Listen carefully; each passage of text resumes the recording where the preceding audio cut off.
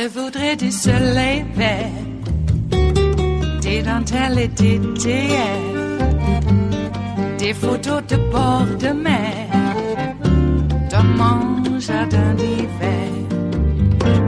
Je voudrais de la lumière, comme en Nouvelle-Angleterre. Je veux changer d'atmosphère, dans mon jardin d'hiver. Ma fleur sous la pluie de novembre, tes mains qui courent, je n'en peux plus de t'attendre. Les années passent, qu'il est loin, là je tombe. Nul ne peut nous entendre.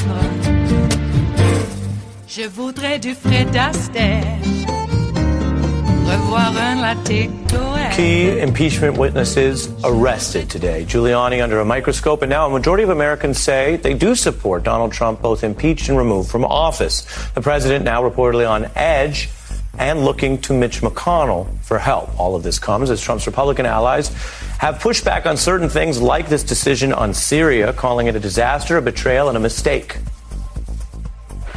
This impulsive decision by the president has undone all the gains we've made, thrown the region into further chaos. Iran is licking their chops. And if I'm an ISIS fighter, I've got a second lease on life. I disagree with the policy as has been laid out. We are very focused on making certain that we stand with the Kurds. That is some Republican pushback. That's what it looks like right now. And on its own, it's about foreign policy. But what if it is read by this famously mercurial president as something more, as a sign of weakness or cracks or something that could turn into a full-blown revolt on his Senate trial if it comes to that? Well, new reports of a type of panic. Trump now calling Mr. McConnell up to 3 times a day, saying he'll amplify attacks on Republicans who do criticize him. And he's also even turned on Fox News. A new poll there says 51% want Trump impeached and removed. Trump's response, quote, they suck. Meanwhile, the Drudge Report leading with that Fox poll, showing that to millions of Americans who catch headlines from there, including many conservative Americans. Other conservative lawyers, meanwhile, and these are people who we should mention are not just political or partisan folks. They've served in GOP administrations. They understand how these scandals play out. Some of them banding together to speak out. Take a look at this. 16 calling for an expeditious impeachment probe. Another saying there comes a tipping point where you look at this and say, my country first. The party comes second.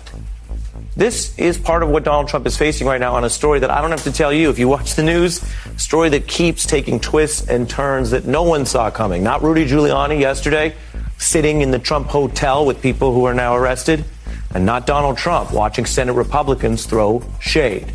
He's throwing shade back, to be sure. That's what he does. But today, when you look at those arrests, when you look at those mugshots, you think, who are these people? Should they be siphoned off and protected from Donald Trump, or do they reflect something deeper in the way he's doing business? Well, I can tell you we have the perfect guest to talk about these two individuals. Former Republican Congressman Carlos Curbelo, good to see you. And guess what?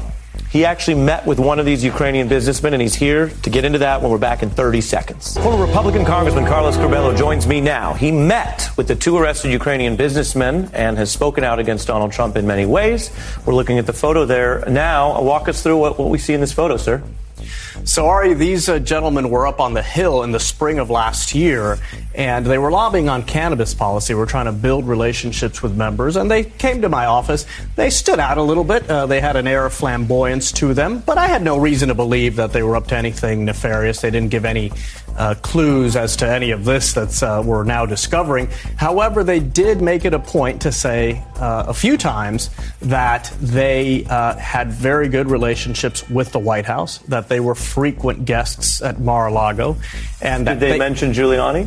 They did mention that they had a close friendship what did they say about Mayor Giuliani? No, I think they were just trying to show off their relationships and also let legislators know that perhaps they could be helpful in trying to advance legislative priorities through their contacts. Did they strike you as motivated most by money, personal enrichment, or some sort of international geopolitics? Yeah, what I gathered, and they didn't get into their personal businesses, but what I gathered is that they were looking for opportunities to make money, to use their influence in politics to get deals, to get legislation passed. That's kind of what I gathered. But again, I didn't. I'd be dishonest if I was saying that I suspected that they were up to any wrongdoing, because they didn't really get into any of these details that we're learning now. Right. Well, we're not saying you're Sherlock Holmes and that you dialed it in, but we'll put the photo up again. I mean, as America learns about these individuals, as Rudy Giuliani explains them, here you are with them. Do you see them as the type of people that will fight this to the end, or did you get any sense that if they're in over their head, they might cooperate with the feds, as most people do? From what I can tell, I mean, it's obvious that there was some type of serious campaign violation here. I know it's an allegation, but everything certainly points in that direction. And if I had to guess, and having interacted briefly with these gentlemen for some time, I think that they're going to want to cooperate as much as possible to protect themselves. Very interesting, given that you've taken a measure of them. I want to play something else for you that is so striking as an echo. You know Donald Trump, and you guys work together in the sense of you being a Republican in Congress who had issues with him and sometimes disagreements. You also know how he treats his staff, even his most loyal staff. You might think, well, he'd never turn on Rudy Giuliani. I mean, they're really in this Ukraine thing together. But that's how people used to think about Michael Cohen. I want to show you new Donald Trump on his lawyer, Rudy, and old Donald Trump on his now incarcerated lawyer, Michael Cohen. Take a look. I don't know them. I don't know about them. I don't know what they do. But I don't know. Maybe they were clients of Rudy. You'd have to ask Rudy. I just don't know. You have to ask Michael Cohen. Michael's my attorney, and you'll have to ask Michael. What does it mean when Donald Trump says you'll have to ask one of these lawyers when they're in hot water? There's a cautionary tale here for congressional Republicans, and we know up to now most Republicans are standing by the president. There is an undercurrent. It's still not audible or visible, but I think there's an undercurrent of concern and consternation among Republicans, still not obvious to the naked eye. But there's a lesson here for them. The president, when it comes down to it, will look out for himself. Look at what the president did to our Kurdish allies. He cut them loose because they weren't needed anymore. So as the temperature goes up, I think we can see more and more of this. And I think congressional Republicans should start looking out for themselves, but more importantly, for the country. When you think about your colleagues, do you think any of your Republican colleagues in Congress see the Ukraine meddling, now that he's admitted to it, as worse and different? There's no question. This is different than the Russia inquiry. Members of Congress, especially Republicans, were insulated in the sense that the buck stopped with Robert Mueller. This case is different. Congress is the protagonist. Everything is out there for everyone to see.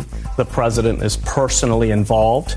We don't know how this ends, but we know this is different. And I know that Republicans are taking it a lot more seriously, even if they're not yet speaking out. At least not most of them. Some are.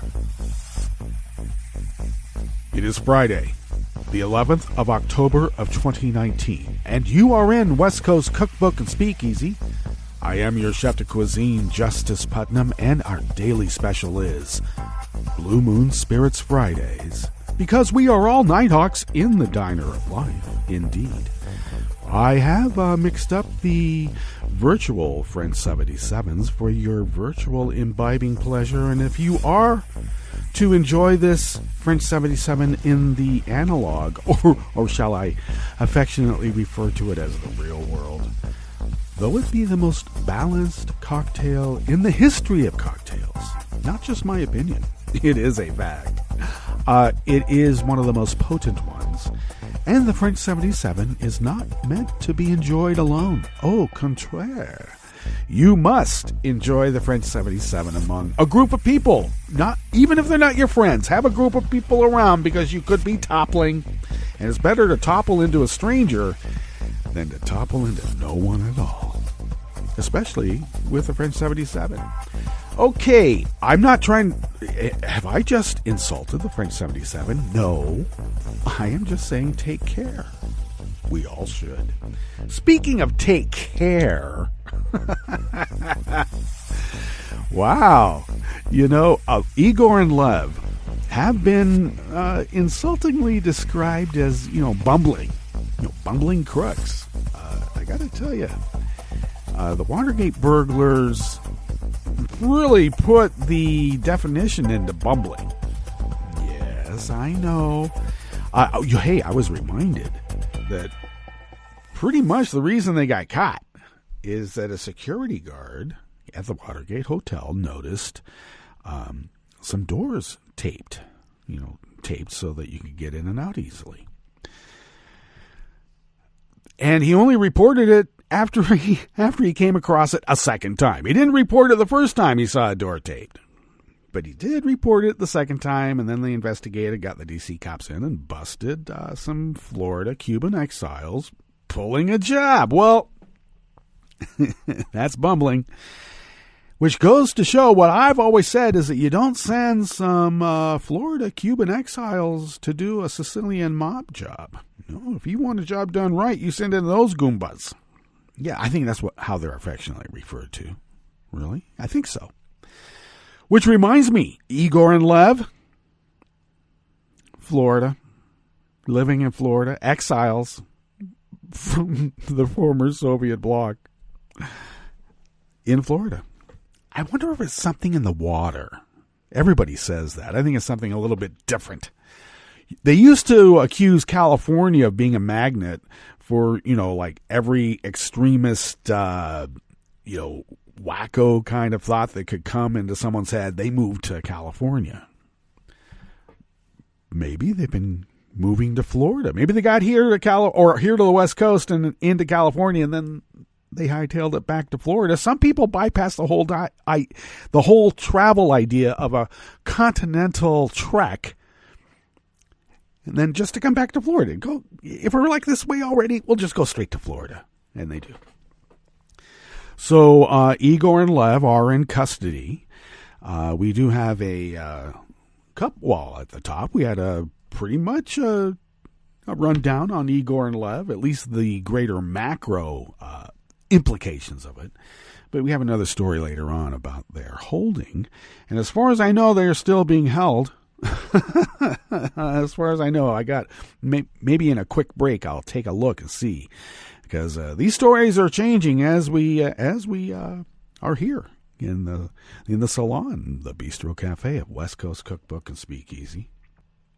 I should mention very quickly that I am experiencing the platoons of trader bots in a couple of the community pages, Facebook community pages here in Southern Oregon, and it is so obvious. I know that there are some people that just don't want to be bothered with it, and maybe they mute it or whatnot. After a while, you get pretty frustrated if you try to engage and you don't know what the hell is going on. But I should also mention that along with the usual trader bots, I have also been engaging over a period of time, and I don't know why I didn't put this together. There's been some libertarian Trump bros. Well, I wouldn't say Trump bros because they veil themselves in some sort of, calm, rational respectability, shall we say. Looking down from their noses about the behavior of all these emotional liberals who just fall for every hoax in the world. And it took me a while to figure it out, and I only figured it out because there was a article about some sort of weird conspiracy tinted or tinged meme that was put out by one of these fellows from ronpaul.org. Ron Paul. And then it occurred to me that it's something a little bit more, I don't want to say insidious, but just so tiresome. This is something that I've actually discovered, and I don't mean to insult the region, but it seems that they're about 12 plus years behind certain dynamics. So what I have been experiencing has been LaRouche people. Now I know.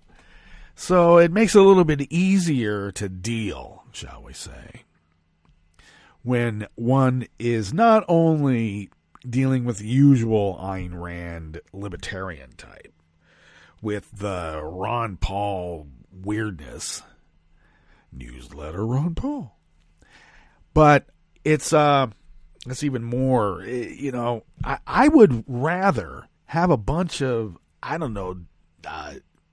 disinherited kids from the East Coast from moneyed families jumping around as Hare Krishnas at the airport, chanting with their little tablas and everything, than deal with Lyndon LaRouche people. And I used to every day when I'd get off BART at Market Street at Montgomery, the Montgomery station in San Francisco, and there they were. Oh, my God.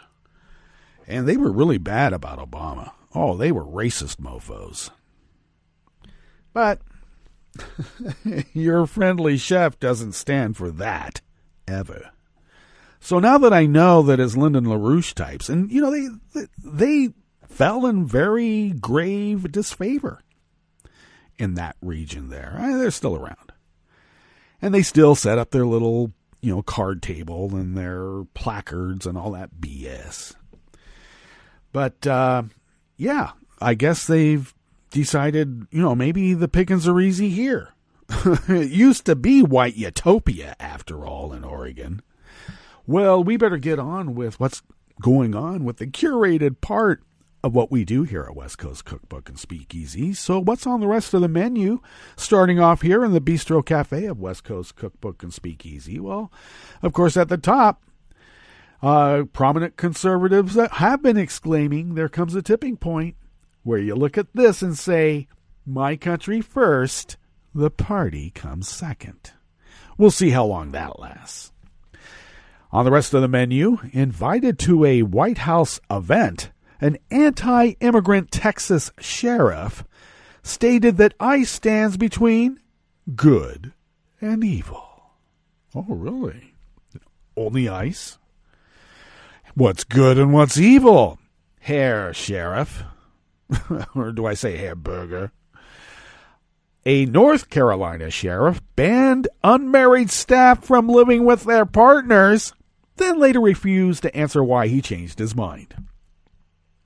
I have my suspicions that he was having a hard time finding married staff anywhere in the region to replace all the unmarried staff that seems to be living in his burg.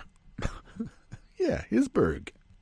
And described as international flight risks, a federal magistrate judge ordered Giuliani henchmen Lev Parnas and Igor Fruman held in custody until a lengthy list of conditions are met on a bail package.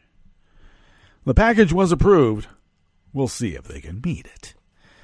After the break, we move to the chef's table where India's Modi and China's Xi eye new border security steps during summit talks in New Delhi today.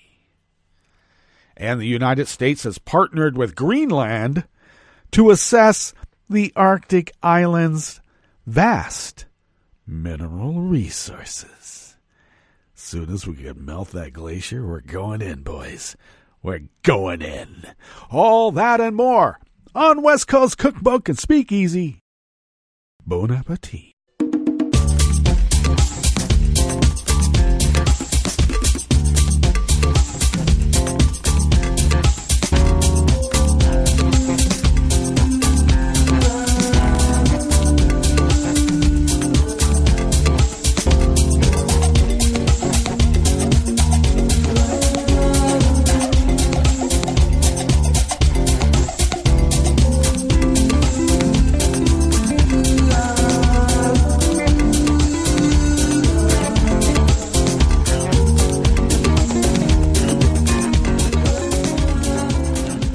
At the bottom of our homepage at netrootsradio.com, to the right of the page is our chat room link monitored by Kelly Lincoln. Thank you, Kelly. To the left of the page there at the bottom of our homepage at netrootsradio.com is our Patreon, the link to our Patreon page. And do please become a recurring Patreon of Netroots Radio. Those who have expressed a great generosity in keeping this resistance radio resisting, as we have for the last 8 years. And we are also in dire need of newish machinery. Again, we had to get some newish machinery about 4 years ago. Now we need some more newish machinery since these workhorses have been worked like horses. I feel so sorry for them. And pasture, I don't know. I don't know if it's going to be enough for them. So thank you once again for your great generosity. If you would like to follow Netroots Radio on Twitter, go to @NetrootsRadio. Tom takes care of that. Thank you, Tom. I take care of @JusticePutnam, and I post the show notes and links diary on Daily Codes about 10 minutes before showtime, and then get that out on social media for your social media viewing pleasure. Follow the show on Twitter @Cookbook West. Pick up podcasts, most importantly, by way of Spreaker, Stitcher, TuneIn, iHeart, YouTube, iTunes, and wherever podcasts can be found. Wherever. Let's jump right into this first offering here in the Bistro Cafe of West Coast Cookbook and Speakeasy. Blue Moon Spirits Fridays. Oliver Willis out of Share Blue Media brings us this first offering. A Texas sheriff invited to the White House to speak on behalf of ICE argued yesterday, Thursday, that the agency is standing on the wall between good and evil and suggested immigrants were drunks and were going to hurt your children. He stands on that wall. You want him on that wall. Wow. I think this guy's been watching a little bit too much movies late at night while on the job. Tarrant County Sheriff Bill Wayborn was brought in for a press briefing with ICE Acting Director Matthew T. Albence, who repeatedly slammed federal judges for condemning the agency's behavior and targeting migrant families. So much for law and order. A judge told them, and they're defying a judge. Wayborn was on hand to amplify Albance's message, part of the Trump administration's broader anti-immigrant rhetoric. I smell the blood of Stephen Miller. Rum-a-da-dum-dum. The narrative of trying to go after ICE and immigration is sick, very much like the narrative that was used against our Vietnam returning soldiers, Wayborn said. They're eviscerating honorable people, doing noble things, standing on the wall between good and evil for you and me. Asylum seekers fleeing for their lives are evil because of their brown skin? Or because they're fleeing for their lives? Which is it, sir? Do I dare call you that? Do you warrant the honorarium? Do you, punk?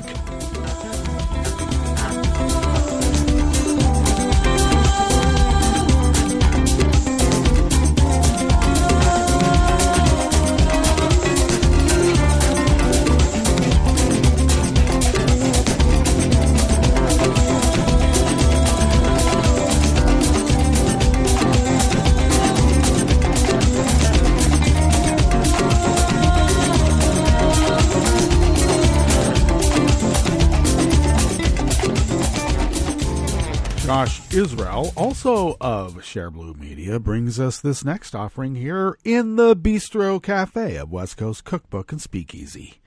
Sheriff Ralph Kersey, a repug of Scotland County, North Carolina, announced a new policy to his staff over the summer.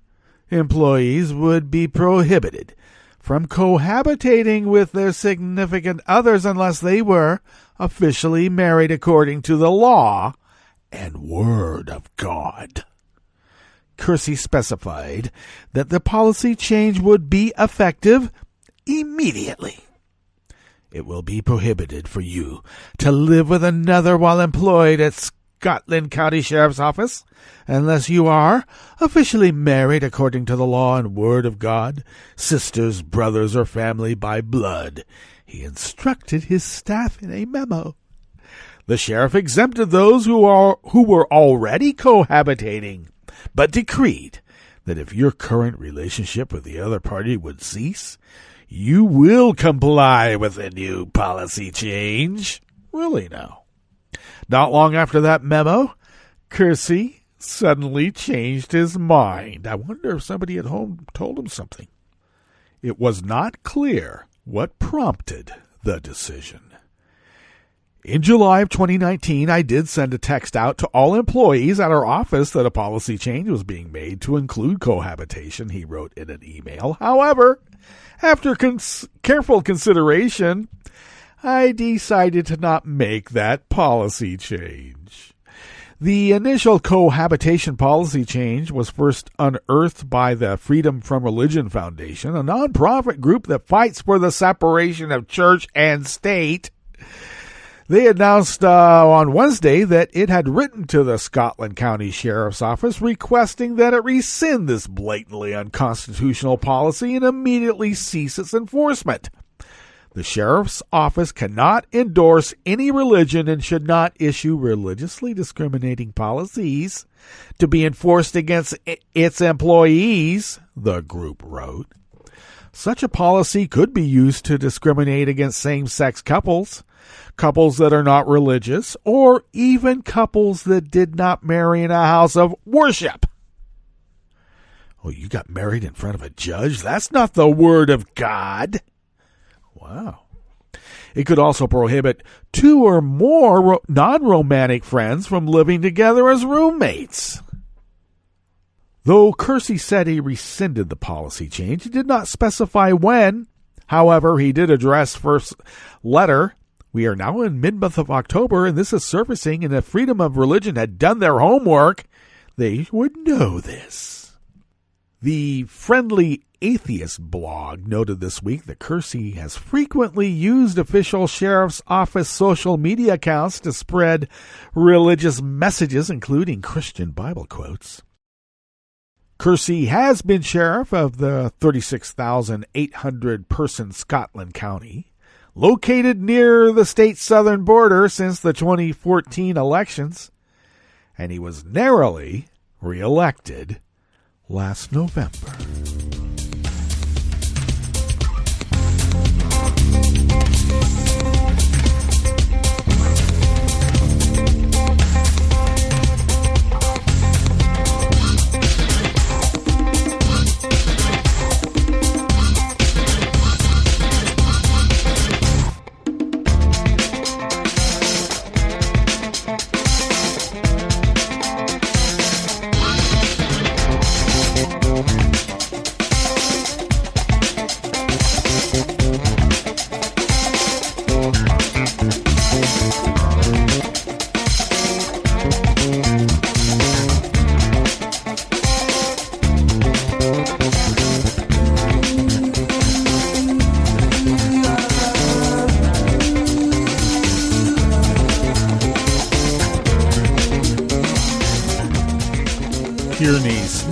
Of Talking Points memo brings us this final offering here in the Bistro Cafe of West Coast Cookbook and Speakeasy, Blue Moon Spirits Fridays. A federal magistrate judge in Virginia reluctantly approved a bond package for Lev Parnas and Igor Fruman, the associates of Rudy Giuliani, who were arrested Wednesday under campaign finance charges. Parnas and Fruman will not be released to home detention until the terms of the bail are met, the judge said. Under the terms of the package, Parnas and Fruman each will have to put up $1 million in bail and then would be released to home detention to their residences in Florida, where they'd be monitored by GPS devices. Their travel will be restricted to the Southern District of Florida and the Southern District of New York, where the campaign finance charges were brought. The detention hearing happened less than 2 hours after the two men made their first appearance in court in front of Magistrate Judge Michael Nachmanoff. The Soviet-born, Florida-based men, who were still wearing the clothes they were arrested in, said very little in their brief appearances in front of the judge, and mostly nodded as they were read their rights. Parnas and Fruman were arrested at Dulles Airport after purchasing one-way plane tickets. The U.S. Attorney's Office of the Southern District of New York said. The attorneys representing them said they did not know where they are traveling to, or where they were traveling to when asked by Talking Points memo, but there are reports that they were traveling to either Frankfurt or Vienna. Well, we know now since then that they were going to Frankfurt and then making a connection to Vienna. At Thursday's appearance, Parnas and Fruman were being represented by Kevin Downing and Thomas Zenley, who also represented former Trump campaign chairman Paul Manafort, who Rudy was visiting just days before everybody got arrested. The attorney said they were only representing the men temporarily as the defendants worked out finding lawyers who could represent them permanently in New York. Well, that brings us to our break period, and we better get to our break. And when we get back, we are going to go through weather from around the world and finish up with the stories that we have curated for you today. You are listening to West Coast Cookbook and Speakeasy, and we will be right back. You are listening to netrootsradio.com. Please hang up and try again.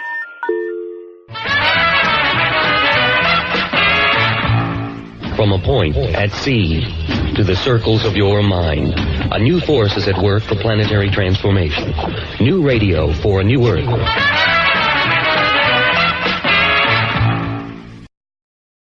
This is Take Two Movie Review. I'm Mike Friend. This week, back in the day, there was a time, not that long ago, when political leaders wanting to do shady or illegal things at least attempted to keep them secret. Such a time was in the run-up to the Iraq War, which is the backdrop for the new whistleblower drama Official Secrets, which takes its name from Britain's Official Secrets Act and, like its American counterpart, the Espionage Act, often tempts politicians to misuse to hide misdeeds from public scrutiny. In Official Secrets, Catherine Gunn, played to a T by Keira Knightley, is a low-level GCHQ intelligence analyst who comes across a memo from the analogous U.S. agency, the NSA, apparently seeking the Brits' help in a scheme to blackmail smaller nations into supporting the Iraq War at the UN.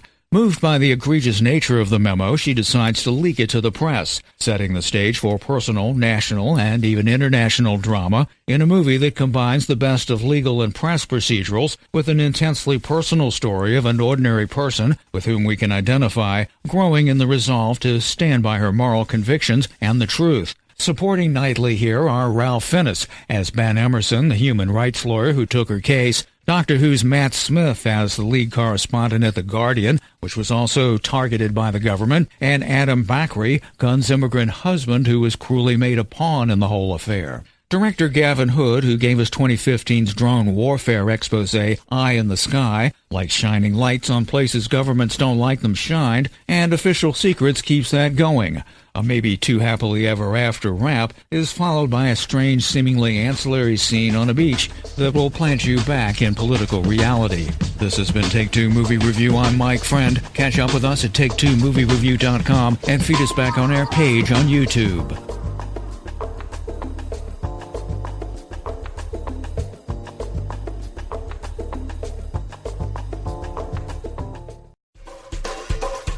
This is Scientific American's 60-Second Science. I'm Steve Mirsky.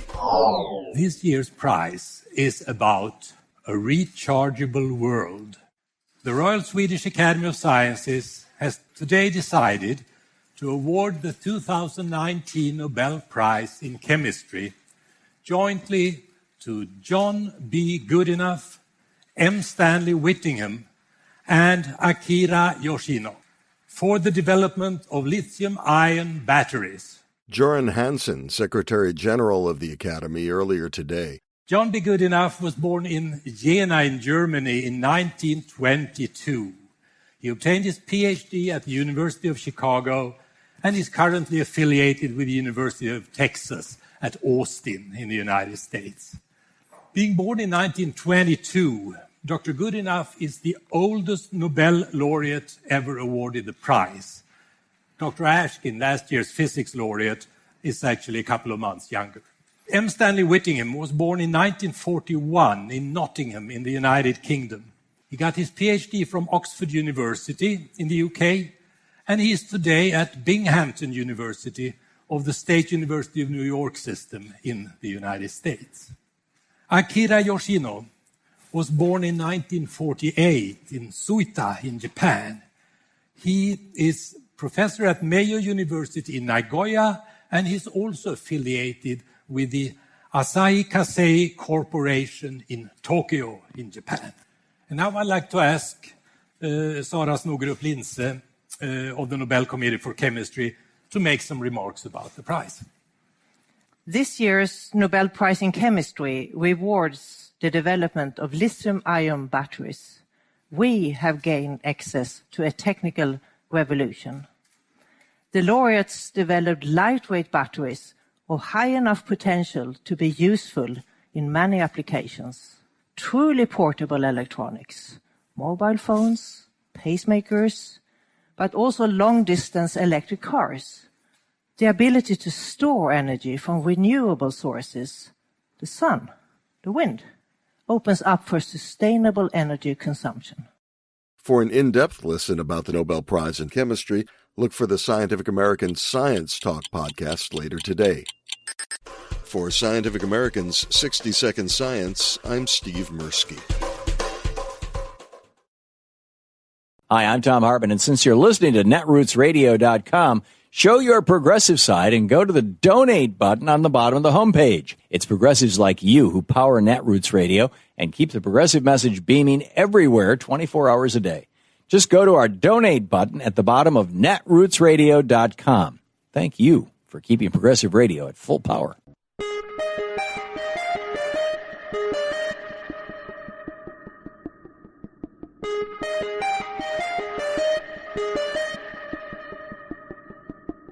Earlier this year, President Trump circumvented the congressional appropriation process by declaring a national emergency. I'm Bill Newman, and this is the Civil Liberties Minute. And then, based on his alleged national emergency, funneling military money to DHS, the Department of Homeland Security, to build his border wall. Both the House and the Senate voted to terminate Trump's national emergency, but Trump then vetoed the House and Senate action as expected. This back and forth with the legislative branch demonstrates the president's blatant disregard for the will of the people, who largely rejected his anti-immigrant agenda in the midterm elections, as well as his intransigent disregard for Congress's power as a co-equal branch of government. But there is a way to fight back. Right now, Congress is deciding the Department of Homeland Security budget for the next fiscal year. And it is, I suggest, important for us to raise our voices while we have a chance. We can contact our senators and representatives right now and demand that they cut DHS's budget and prevent the president from transferring money from other agencies to the Department of Homeland Security. If we want to pursue the inclusive, humane values that we as a country profess and for which we have stood many times in the past, then we must hold Trump's DHS accountable. And that means cutting its budget. The Civil Liberties Minute is made possible by the ACLU, because freedom can't protect itself. I'm Rick Smith, and this is Labor History in 2.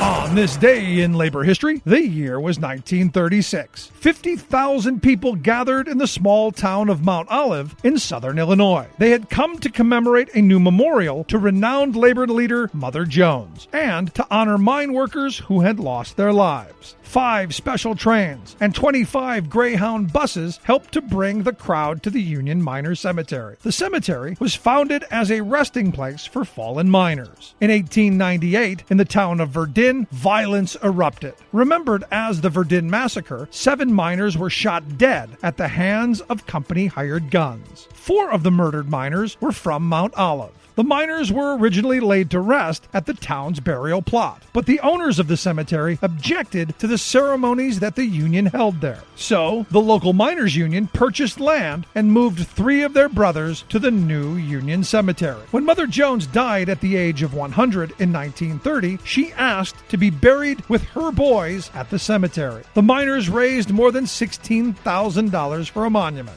The 22-foot-tall obelisk is made of 80 tons of pink Minnesota granite. On the obelisk is a medallion bearing the likeness of Mother Jones.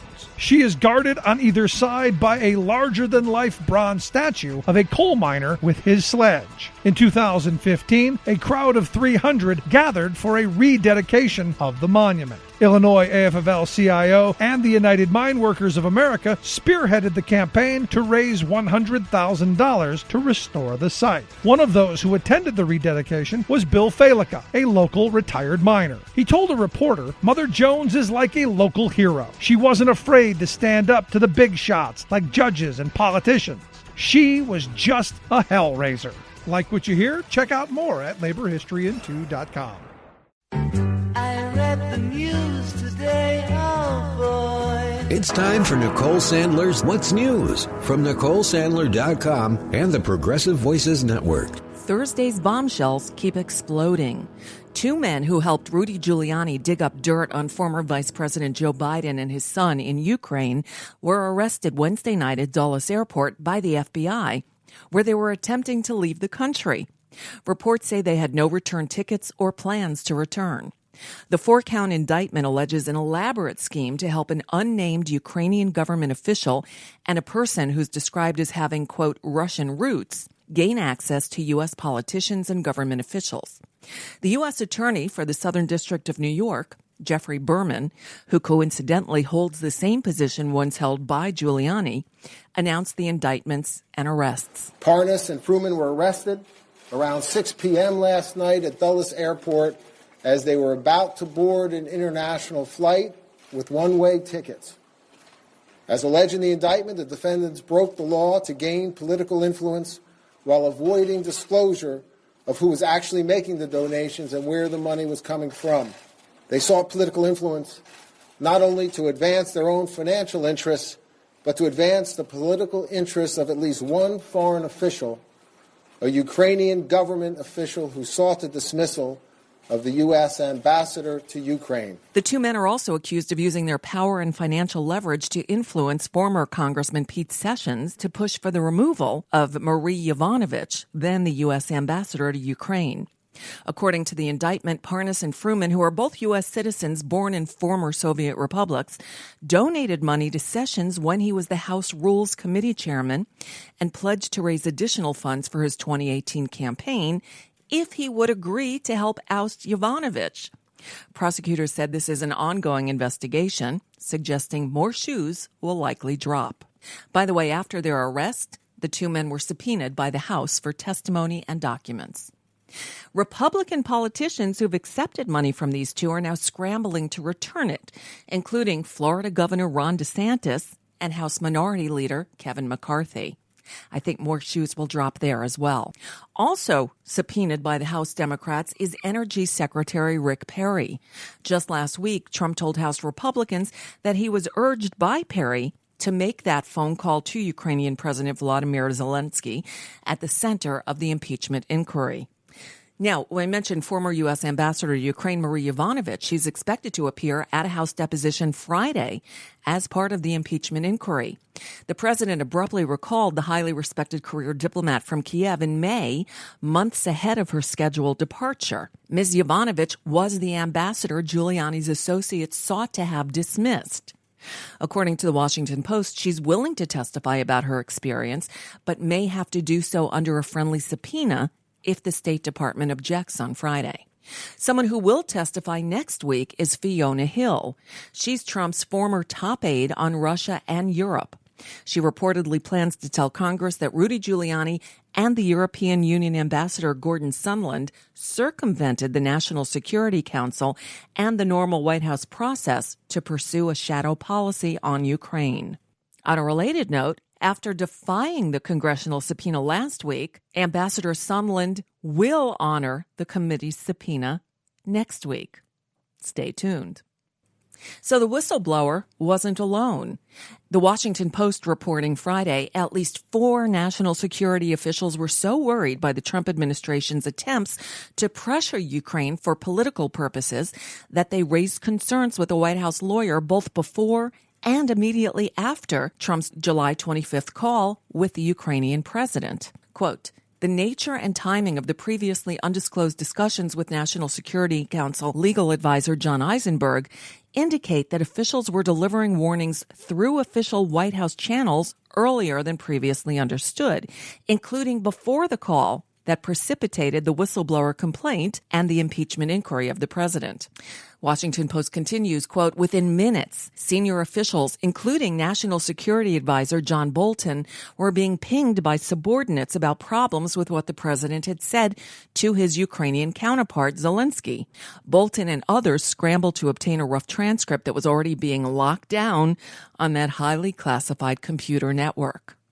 This week, California's largest utility turned off the lights for more than 2 million people in Northern California in an attempt to prevent its power lines and equipment from sparking wildfires.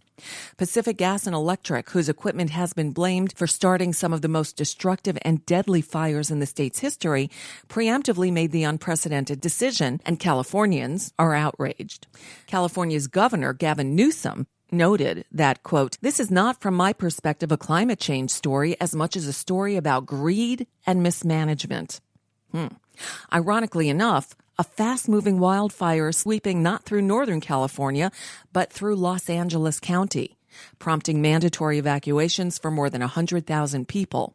Multiple homes have already been destroyed in the Saddle Ridge fire, which started in the San Fernando Valley's Sylmar neighborhood around 9 p.m. Thursday evening. The brush fire grew quickly and exploded early Friday from 1,600 acres just after 2 a.m. to more than 4,600 acres by 3:30 a.m. local time. Stay tuned. Shout out to the journalists who are insisting that elected officials answer simple yes or no questions. Let's start with Vice President Mike Pence, who just wouldn't answer NBC's Vaughn Hilliard's query. Did you know that Donald Trump held up U.S. military aid to Ukraine in order to pressure the foreign government to investigate Trump's potential 2020 rival, Joe Biden? Well, were you ever aware, Mr. Vice President, that interest in the Bidens, that interest in investigating the Bidens was at least in part of the reason for aid to Ukraine being held up? I never discussed the issue of the Bidens with President Zelensky, and you ever aware of within the administration? What I can tell you is that all of our discussions internally, I mean, the president and our team, in our context, in my office with Ukraine, were entirely focused on the broader issues of the lack of European support. But you were aware corruption. of the interest in the Bidens being investigated, and that being tied to aid to Ukraine being held up. Well, that's your question. Let me be very clear.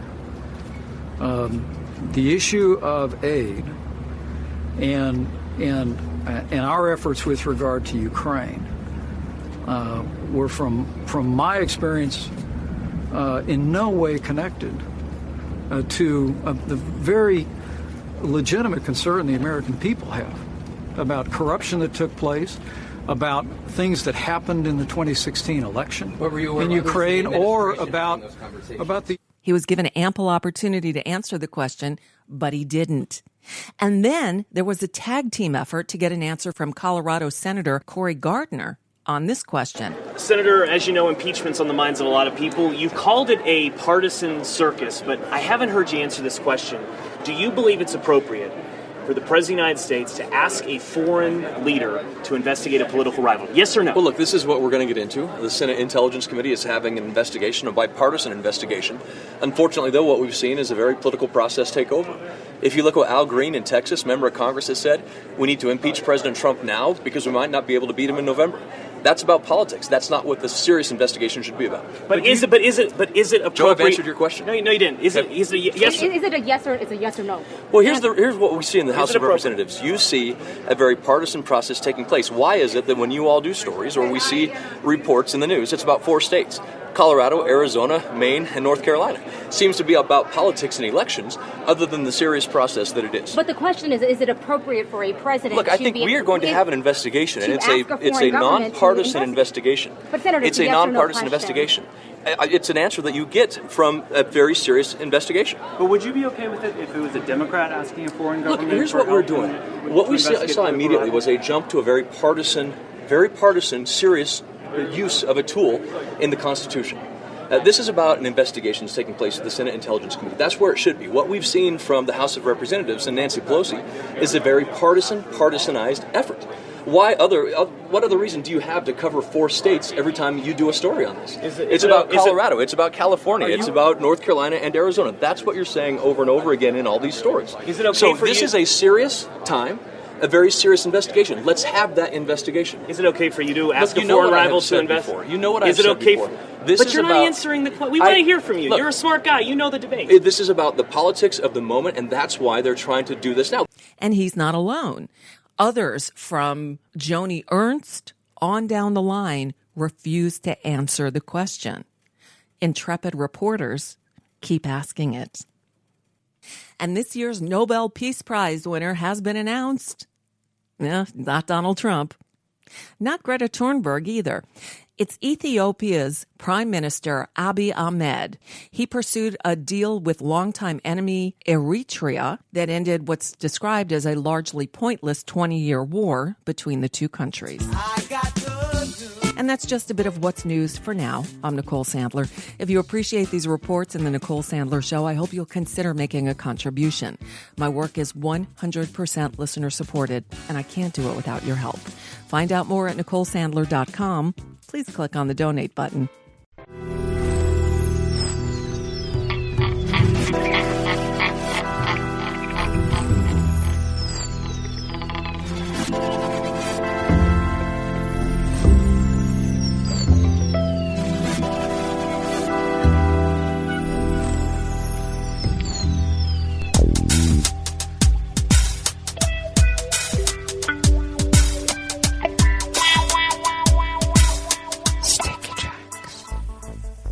Thank you for accompanying us here to the Chef's Table at West Coast Cookbook and Speakeasy.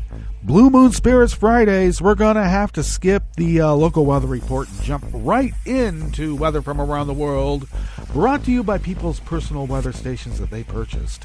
These people planted these purchased personal weather stations somewhere on their property, and these people positively live around the world. Well, at the mothership, starting off, we are currently 35 degrees Fahrenheit, looking for a high of about 70 degrees.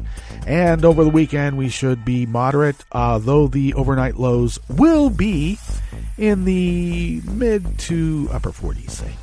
And we'll find out what it's going to be later. We are under a frost advisory in the outlying areas.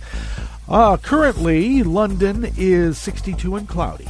Paris is 68 and mostly cloudy. Rome is 76 and partly cloudy. Kiev is 58 and fair. Kabul is 65 degrees and clear. Hong Kong is 82 degrees and fair. Tokyo is 70 degrees with rain, and they are under a typhoon watch, so flooding and winds. Let's see. Sydney, Australia is 56 with rain. San Francisco, California is 55 and fair. And New York is 60 degrees Fahrenheit and cloudy. And that is weather from around the world, brought to you by people's personal weather stations that they purchased. These people planted these purchased personal weather stations somewhere on their property, and these people positively live around the world.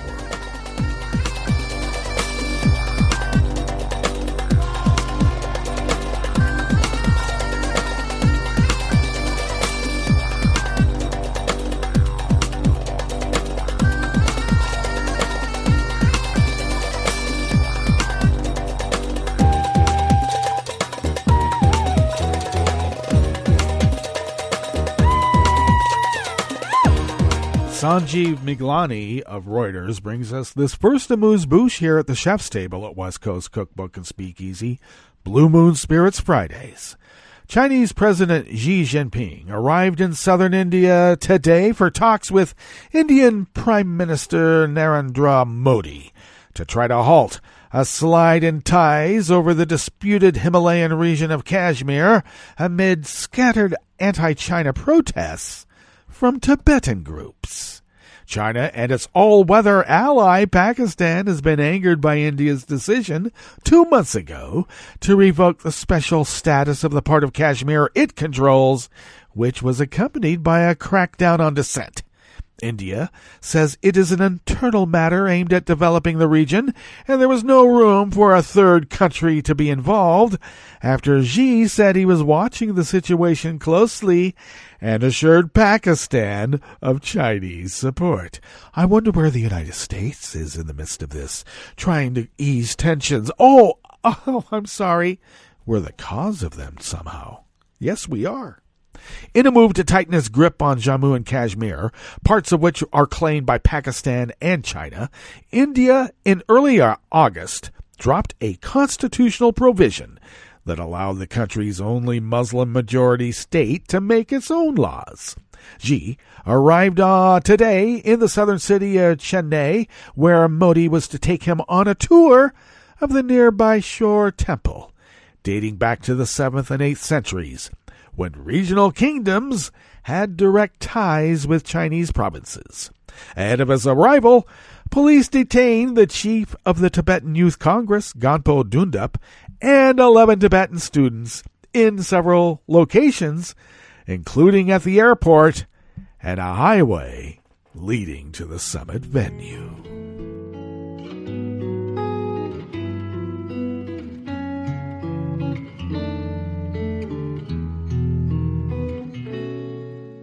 Je te donne seulement l'amour pour la vie entière, la promesse de me trouver à tes genoux.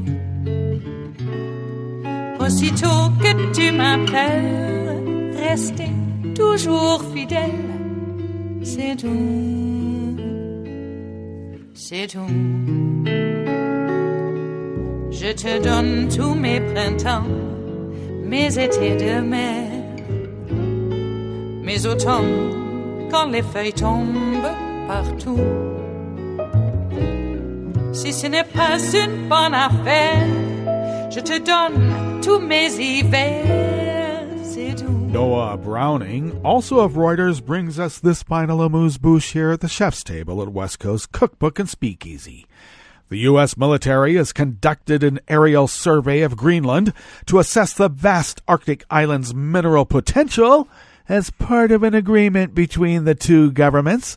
The Memorandum of Understanding for cooperating on developing the mineral sector was inked in June before a diplomatic flap between the U.S. and Denmark, to which Greenland is linked as an autonomous territory. Donald Trump called off a visit to Denmark scheduled for early September after the country's prime minister rebuffed his idea of purchasing Greenland.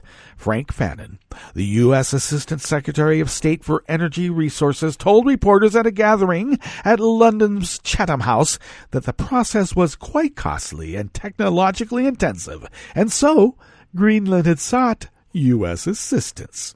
We had the Navy there to shoot a hyperspectral survey, to basically use overflight technology to better understand the resource endowment.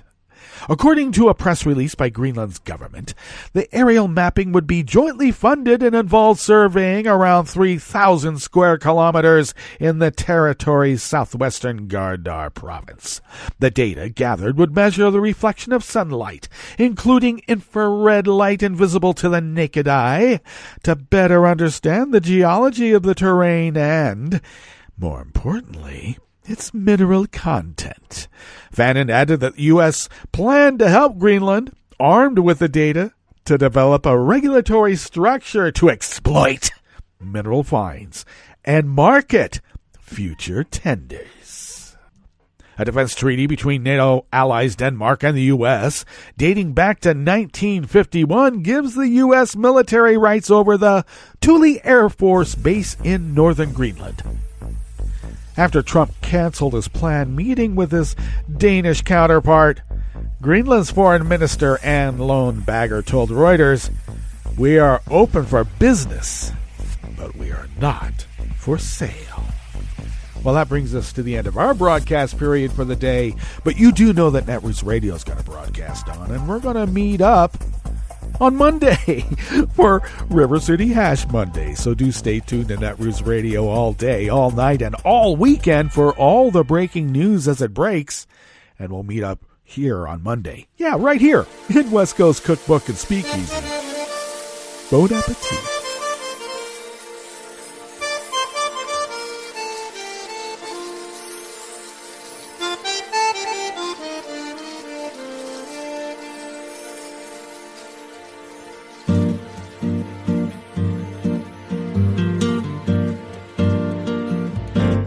Je voudrais du soleil vert, des dentelles et des théâtres, des photos de bord de mer, dans mon jardin d'hiver. Je voudrais de la lumière, comme en Nouvelle-Angleterre.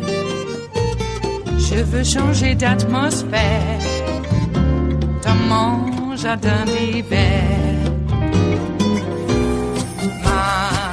Ma fleur sous la pluie de novembre, tes mains qui courent, je n'en peux plus de t'attendre. Les années passent, qu'il est loin, là je tombe. Nul ne peut nous entendre. Je voudrais du Fred Astaire, revoir un latte Goël. Je voudrais toujours te plaire dans mon jardin d'hiver. Je veux déjeuner par terre, comme au long de golfe clair. T'embrasser les yeux ouverts dans mon jardin d'hiver.